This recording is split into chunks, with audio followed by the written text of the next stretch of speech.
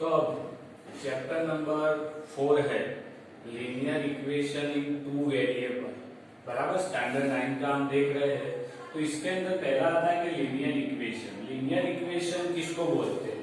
तो linear equation में two types है, वन वेरिएबल और टू वेरिएबल। लीनियर इक्वेशन इसको बोलते हैं कि जिसमें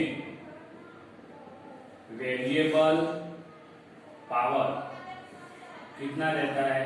1 रहता है। यानी वेरिएबल x है तो x का तो पावर 1 ही रहेगा। इधर देखो जनरल फॉर्म तो x⁻1 ही है ना, इधर भी देखो x का पावर 1 है। टू वेरिएबल है तो y का पावर भी 1 है, और 1 हम लिखते ही नहीं, इसीलिए इस तरह से आएगा वो, बराबर है।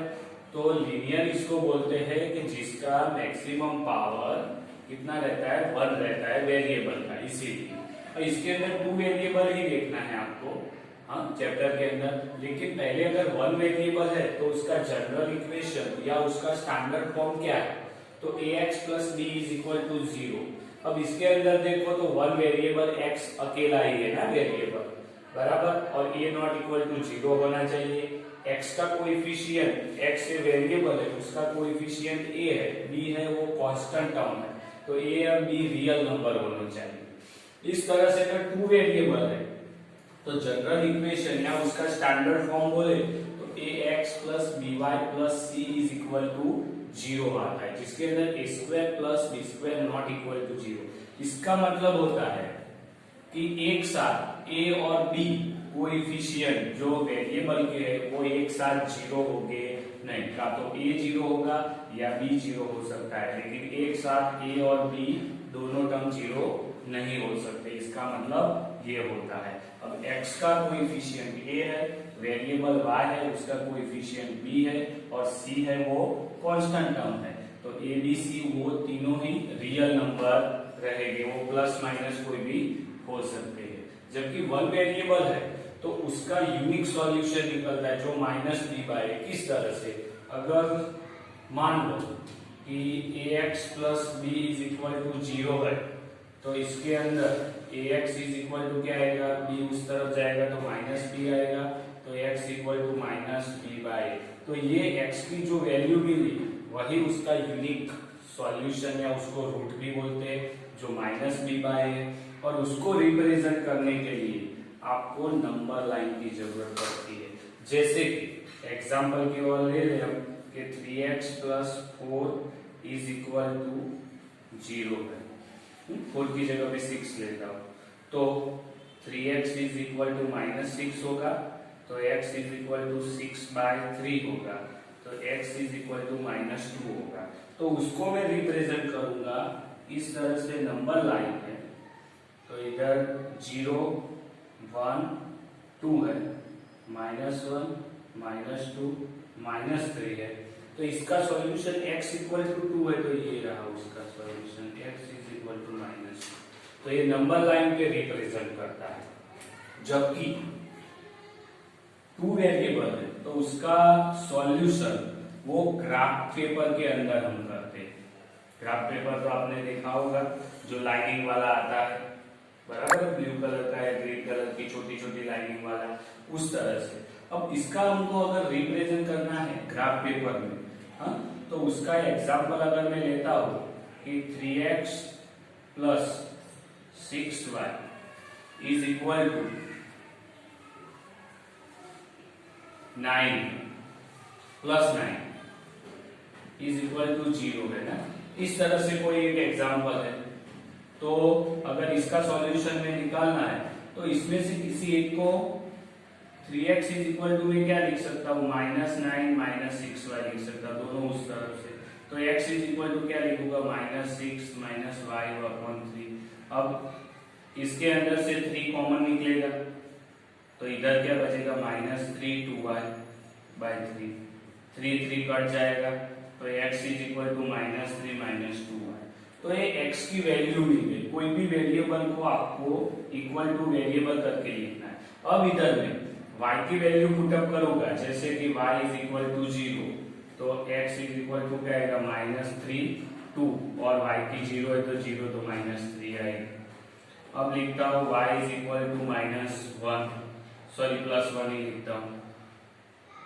तो x इज इक्वल टू -3 -2 और 1, तो -3 और -2 तो -5, यानी x और y की वैल्यू किस तरह से मिलती है, x -3 मिला तो y 0 था, x -5 मिला तो y 1 था। तो ये आपको x कोऑर्डिनेट मिला और y कोऑर्डिनेट मिला। तो इसको हम रिप्रेजेंट करने के लिए इस तरह से ग्राफ पेपर है, तो उसके ऊपर x एक्सिस और y एक्सिस मैंने ड्रॉ कर दी, ये x है ये y है। इसके अंदर इधर 1 2 3 4 आएगा, इस तरह से -1 -2 -3 -4, ऊपर पॉजिटिव आएगा y का, जबकि नीचे y माइनस होगा, तो ये लिखा। अब देखो -3 0, तो y 0 है -3, तो ये रहा पॉइंट। -5 -1, तो इधर आगे और जाओगे तो -5, तो -5 और 1, तो ये रहा, ये 1 और ये -5, तो ये दो पॉइंट में से पास होती हुई ये लाइन। तो इसको इस तरह से हम रिप्रेजेंट कर सकते हैं, यानी 2 वेरिएबल रहेगा तो ग्राफ पेपर में इस तरह से उसको ड्रॉ भी कर सकते हैं। तो हमको इसके अंदर 1 वेरिएबल और 2 वेरिएबल है, इसके एग्जांपल देखने हैं। पहले तो उसका जो भी अगर आपको वर्ड्स में दिया हुआ है वर्ड्स प्रॉब्लम, तो उसका आपको इस तरह से इक्वेशन बनाना है, उसका सॉल्यूशन निकालना है। तो इस तरह से नंबर लाइन सिस्टम से 1 वेरिएबल का, अगर 2 वेरिएबल रहा तो उसका आप ग्राफ मेथड से भी सॉल्यूशन निकाल सकते हैं।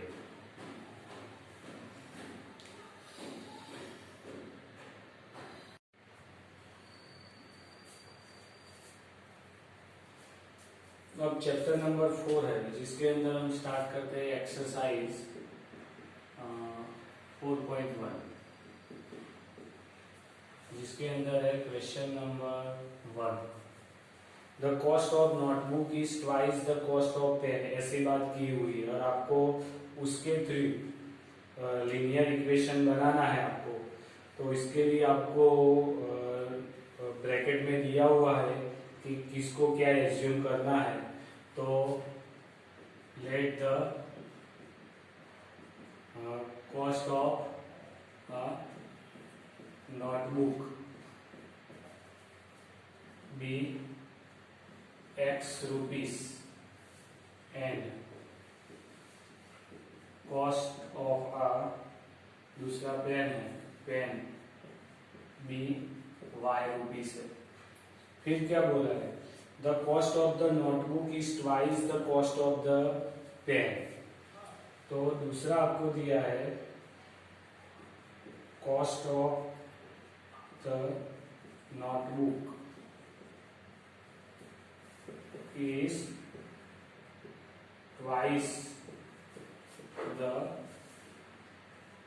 cost of pen, यानी ये नोटबुक की कॉस्ट है, ये पेन की कॉस्ट है, तो ये ट्वाइस है, यानी ये 2 टाइम्स मोर है, सॉरी ये 2 टाइम्स मोर है क्योंकि नोटबुक की प्राइस ज्यादा है 2 टाइम्स, तो सामने वाले को 2 से मल्टीप्लाई करेंगे, तो आपका आंसर आएगा x - 2y = 0। तो ये अपना हो गया linear equation in 2 variable form. तो ये आपको इक्वेशन मिल गया।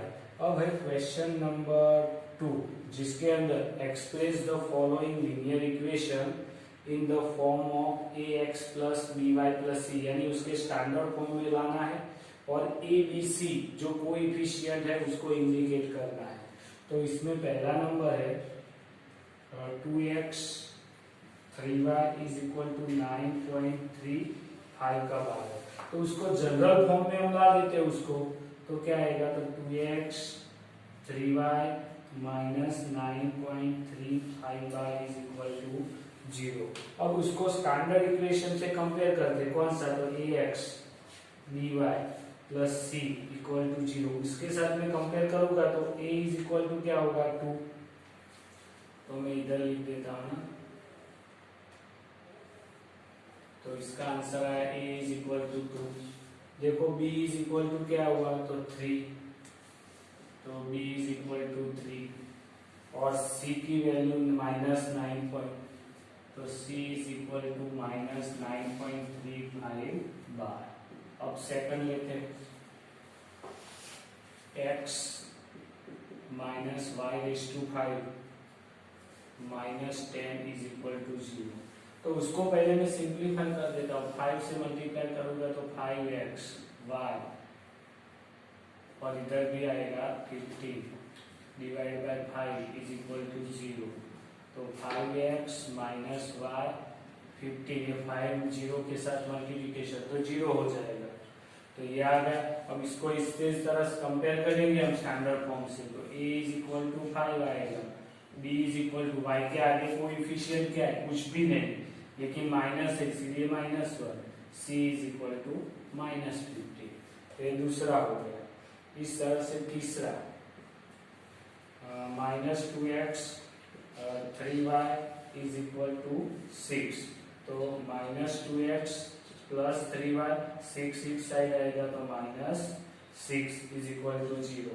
तो a is equal to -2, b is equal to ये y का कोएफिशिएंट 3 और c इक्वल टू कांस्टेंट क्या है -6। इस तरह से अब 4 नंबर वाला देखते हैं, x is equal to 3y। तो x 3y उस साइड आएगा तो -3y इक्वल टू 0। अब उसको स्टैंडर्ड फॉर्म में लाते हैं ना, तो x minus 3y plus 0 is equal to 0। c की वैल्यू इधर 0 है तो a कितना है 1 है, x का कोएफिशिएंट, b कितना है तो y का -3 और c इक्वल टू 0, एक कांस्टेंट टर्म है ना 0। तो उस तरह से फिर आगे देखते हैं हम 5 नंबर वाला क्या है, 2x is equal to -5y। तो 2x plus 5y is equal to 0।